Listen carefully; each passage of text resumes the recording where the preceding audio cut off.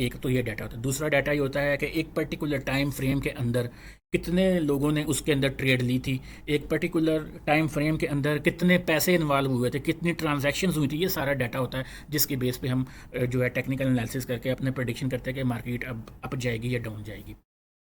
अब हमारे पास जो इस कोर्स में हमने चीज़ें डिस्कस करनी है उसमें है what will you learn, how to read and understand a candle sticks. इसमें हम पढ़ेंगे बाइसिस। उसके बाद आपकी आ जाएगी स्ट्रेंथ, मोमेंटम एंड कैंडल की जो ऊपर विक होती है उसको हम डिस्कस करेंगे। उसके बाद कैंडल स्टिक पैटर्न्स क्लासिफिकेशन पढ़ेंगे, कम्प्लेक्स जो आपके होते हैं कैंडल स्टिक के पैटर्न्स जो दो या दो से ज़्यादा जो है वो कैंडल से मिलके बनता है उसको डिस्कस करेंगे, डायरेक्शंस को देखेंगे एंड टाइप्स को देखेंगे। ठीक है। उसके बाद आ जाएगा reversal candle stick pattern and strategies. जब कैंडल रिवर्स होती है, रिवर्स कैसे होती है, कैंडल जब ऊपर की तरफ जा रही थी तो ऐसा नहीं होता कि ये एक लकीर के ऊपर चल रही होती है, यानी कि आप जिस रोड के ऊपर गाड़ी लेके जा रहे हैं उसी रोड के ऊपर रिवर्स लेके आ जाएं, ऐसा नहीं होता। आपको यू टर्न लेके दूसरी साइड से आके दूसरी लाइन पे आना पड़ेगा। तो मार्केट भी जो है ना इसी तरह रिवर्स करती है कि वो सामने जा रही होती है और फिर वहाँ से आगे से यू टर्न लेके नीचे की तरफ आती है, फिर यू टर्न लेके ऊपर चली जाती है। तो ये एक पूरी वेव क्रिएट होती है। ठीक है। यानी कि जो कैंडल होती है वो हाई हायर्स और लो हाईज बना के जा रही होती है, इसी तरह लोअर लो और लोअर हाई बना के जा रही होती है। उसके पैटर्न की स्ट्रेटजीज जो है वो हम स्टडी करेंगे। उसके बाद continuation candle stick patterns and strategies पढ़ेंगे। कंटिन्यूशन कैंडल्स कौन सी होती हैं, यानी कि जहाँ से मार्केट आगे कंटिन्यू करती है। ठीक है। उसके बाद Doge and spinning top candles जो हैं ये भी हम आगे डिस्कस करेंगे डिटेल के साथ। इस तमाम चीज़ को पढ़ने से पहले हमें जो है ना कैंडल की जो अनाटमी होती है उसको जो है ना वो पढ़ना पड़ेगा। और उसके लिए जो है हम यहाँ पे, मैं एक मिनट, ये मैं पेन ओपन कर लेता हूँ।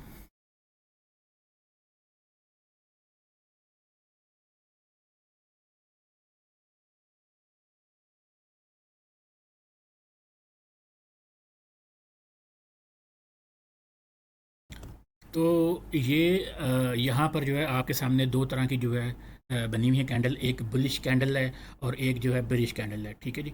और बुलिश कैंडल जो है वो बाई की कैंडल भी बोलते हैं इसको, और इसको सेल की बोलते हैं। इसी तरह इंटरनेशनली जो आप कितने कोई भी प्लेटफॉर्म ओपन करेंगे तो जो ग्रीन वाली कैंडल होती है इसको जो है वो बाई से रिप्रेजेंट किया जाता है, और जो रेड वाली कैंडल होती है इसको सेल के साथ जो है ना रिप्रेजेंट किया जाता है। ये एक डिफ़ॉल्ट सेटिंग है। बाकी आप अपनी पसंद से जो है अपनी मर्ज़ी से अपने पसंद के मुताबिक इसके कलर जो है वो सेटिंग में जाके तब्दील कर सकते हैं। अब जितनी भी कैंडल्स होती हैं, एक कैंडल जो है जो यहाँ से शुरू हुई है कैंडल और यहाँ आके ख़त्म हुई है, ये कैंडल क्या हमें बताती है कि इस पर्टिकुलर टाइम फ्रेम के अंदर, ये एक टाइम फ्रेम है, यानी कि एक कैंडल एक किसी टाइम को रिप्रेजेंट करती है। उसके अंदर जो है वो प्राइस क्या रही थी। मिसाल के तौर पर नीचे यहाँ पे ज़ीरो था और यहाँ पे जो है वो ऊपर 100 था। तो हमें ये पता चलता है कि आपकी जो इस पर्टिकुलर टाइम के अंदर जो है कैंडल के अंदर जो है वो 0 से 10 तक के दरमियान में उसने क्या पोजीशन ली थी। अब इसके अंदर जो है वो जो भी पोजीशन है इसके अंदर 0 से लेके 10 तक, या कह लें 10 से लेके, इसको हम 10 कर देते हैं, 0 तो नहीं होता लेकिन हम कहते हैं कि 10 से लेके 100 तक के दरमियान में जो इसने पोजीशनें ली हैं उनको डाटा बोलते हैं। वो तमाम डाटा इतना इंपॉर्टेंट नहीं होता, लेकिन हमारे पास जो चार चीज़ें हैं ना वो बड़ी इंपॉर्टेंट होती है। क्या चीज़ इंपॉर्टेंट होती है? नंबर 1 कि ओपन कहाँ से हुई थी कैंडल। ठीक है। उसने लो कहाँ पे लगाया था, फिर उसने हाई कहाँ पे टच किया था, और फिर वो क्लोजिंग कहाँ उसने दी थी। ठीक है। इसकी तरतीब जो होती है जो आपकी कैंडल की होती है वो ये है कि ओपन कहाँ से हुई। जो बाय की केस के अंदर जो है ना आपकी जो होती है आपकी कैंडल की जो पोजीशन होती है उसकी वो इस तरीके से होती है, यानी कि वो ओपन कहाँ से हुई थी, लो गई थी, फिर हाई मारा था और फिर उसने क्लोज़ किया था। ठीक है। ये चार इन्फॉर्मेशन होती हैं जिसको आप हिस्टोरिकल डाटा बोलते हैं। ये हिस्टोरिकल डाटा है, यानी कि पूरी की पूरी मार्केट के अंदर हर कैंडल के अंदर ये चार चीज़ें बनती हैं कि वो कहाँ से ओपन हुई, लो कहाँ लगाया, हाई कहाँ लगाया और क्लोज कहाँ हुई।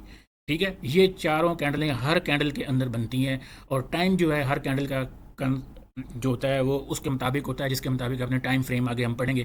जिस टाइम फ्रेम की आपने जो है चार्ट खोला हुआ होगा एक कैंडल उसी टाइम फ्रेम की होगी। मिसाल के तौर पर अगर आपने सामने चार्ट खोला हुआ है 1 मिनट का, तो 1 मिनट का जो कैंडल का जो टाइम ड्यूरेशन होगा एक कैंडल 1 मिनट की होगी। अगर आपने 1 आवर का चार्ट खोला हुआ होगा तो एक कैंडल की जो ड्यूरेशन होगी वो 1 आवर होगा, यानी कि 1 घंटे के अंदर होने वाली तमाम ट्रांजेक्शन उस मार्केट के अंदर जो उस मार्केट की सूरत हाल थी वो एक कैंडल के अंदर रिप्रेजेंट की जा रही होगी। किन इन चार चीज़ों के से हमें पता चलेगा क्या होगा। Open, low, high and close.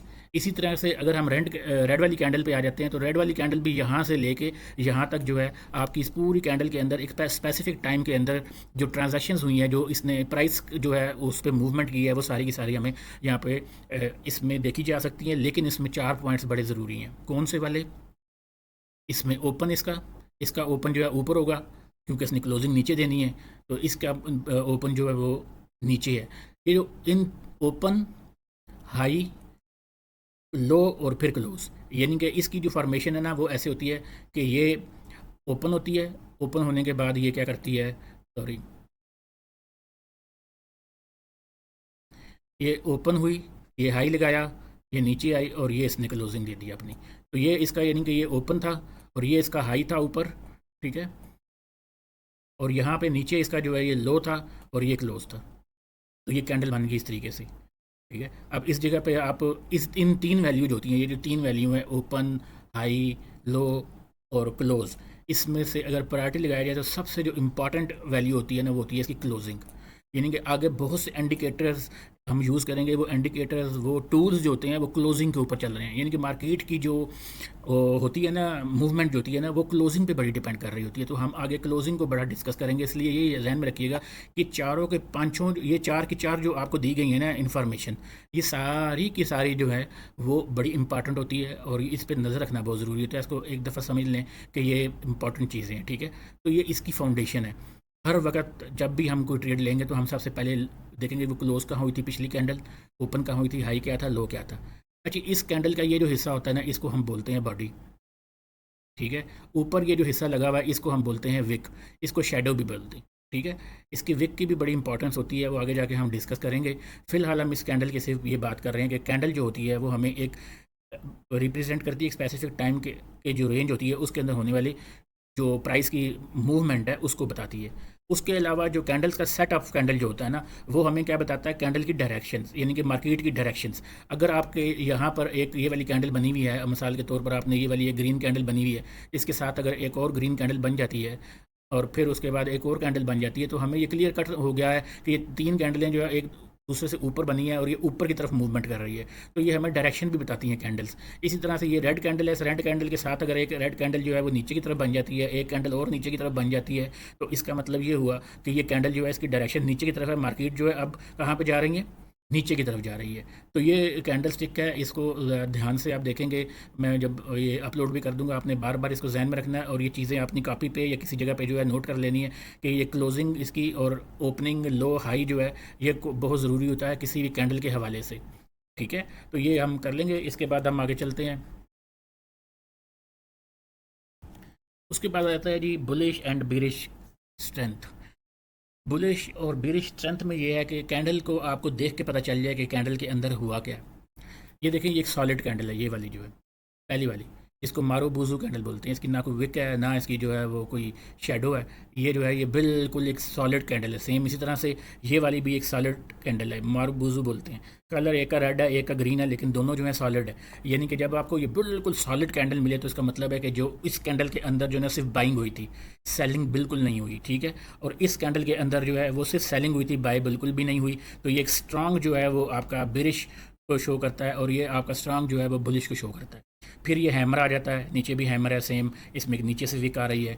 फिर ये बुलिश स्पिनिंग टॉप आ जाता है और इधर ये बेरिश स्पिनिंग टॉप है। स्पिनिंग टॉप ये ऊपर जैसे लट्टू नहीं होता, लाटू होता है, एक ऊपर भी होती है उसके और नीचे एक चोंच होती है, तो ये दरमियान में एक है, तो इसको स्पिनिंग टॉप बोलते हैं। ये भी स्पिनिंग टॉप है, ठीक है।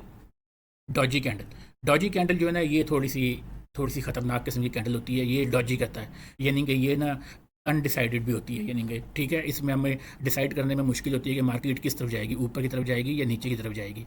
और ये है इन्वर्टर हैमर, इन्वर्टेड हैमर, और इसके अंदर सेम जो है यहाँ पे भी एक हैमर बना हुआ है। ये इसको हम बोलेंगे ये ग्रेव स्टोन डॉजी, ठीक है जी। तो ये ग्रेव स्टोन डॉजी जो है ये, और ये ड्रैगन फ्लाई जो है ये एक जैसे हैं। और ये हैमर जो है ये आपका यहाँ पे आके जो है ना हैंगिंग मैन जो है ना इसको उन्होंने बना दिया। जो हैंगिंग मैन है ये सेम यही चीज़ है। इन्वर्टेड, इसको भी हैमर बोलते हैं, ये भी हैमर है, लेकिन ये इन्वर्टेड हैमर है और ये हैंगिंग मैन है ये भी हैमर, ठीक है।